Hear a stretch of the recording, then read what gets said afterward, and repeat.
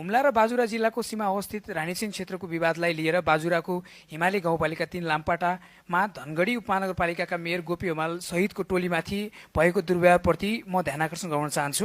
हिमाली गाउँपालिका क्षेत्रको साइपालको पूर्वी बेस क्याम्प हुनुका साथै जडीबुटी र वन्यजन्तुको अपार भण्डार हो। त्यस क्षेत्रमा वर्षौंदेखि जडीबुटी र वन्यजन्तुको त्यहाँ तस्करहरूले कर छलेर अवैध चोरी तस्करी गर्दै आएको खबर प्राप्त भएको छ। त्यस क्षेत्रमा प्रहरी चौकी राख्दा र पर्यटकहरूको चलपल भएमा त्यहाँ अवैध साम्राज्य डिस्टर्ब हुने डरले चौकी राख्न पहल गर्ने वडा सदस्य सहितलाई अराजक समूहले कुटपिट र बन्दक बनाएका थिए भन्ने खबर प्राप्त भएको छ।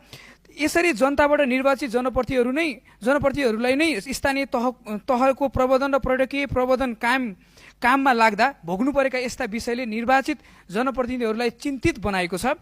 रानीसैन क्षेत्रको तत्काल सीमा विवाद समस्या समाधान गर्न गृह मन्त्रालय, भूमि सुधार मन्त्रालय, प्रहरी प्रशासन तथा सम्बन्धित निकायलाई आग्रह गर्न चाहन्छु। प्रत्येक नागरिक जीवन सुरक्षा र स्वतन्त्र रूपमा बाँच्न पाउने अधिकार सुनिश्चित गरोस् भन्ने म ध्यान आकर्षण गर्न चाहन्छु। रानीसैन क्षेत्रको सीमा विवादसँगै त्यस क्षेत्रको शान्ति सुरक्षाका लागि सँगसँगै त्यस क्षेत्रमा जडीबुटी र प्रवर्धन र प्रचुर सम्भावना भएकाले यस क्षेत्रको संरक्षण गर्न अति आवश्यक छ।